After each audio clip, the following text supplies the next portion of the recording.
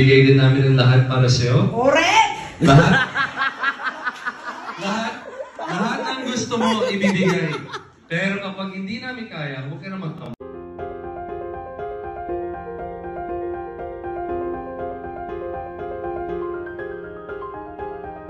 Hello at welcome back sa aking channel, Julia Barreto Reaction sa sinabi ni Gerald Anderson kay Mommy Vanjie. Sa kaarawan ni Mommy Vanjie, nagbigay si Gerald Anderson ng isang taos-pusong mensahe ng pasasalamat sa kanyang ina. Ipinahayag niya ang kanyang pagmamahal at pagpapahalaga sa lahat ng sakripisyo at suporta na ibinigay ng kanyang ina sa kanya. Ang mga ganitong mensahe ay talagang nakakaantig at nagpapakita ng lalim ng kanilang relasyon bilang mag-ina.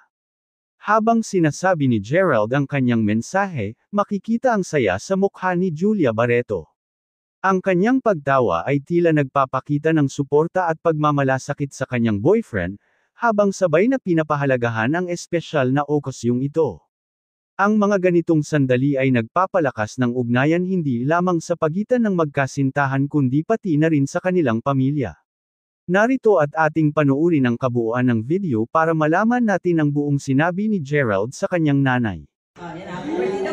We wish you the best, Ma. Thank you sa all the years ng pag-alaga sa amin. Salamat. Inalagaan mo kami. Alam namin na ibibigay mo lahat para sa amin. At ibibigay din namin ang lahat para sa'yo. Correct! Lahat ng gusto mo ibibigay. Pero kapag hindi namin kaya, huwag ka na magtampo. Alam namin kaya, hindi naman nangihingi si mama na hindi niyo kaya eh. I cannot afford to give to mama. I'm asking a little bit.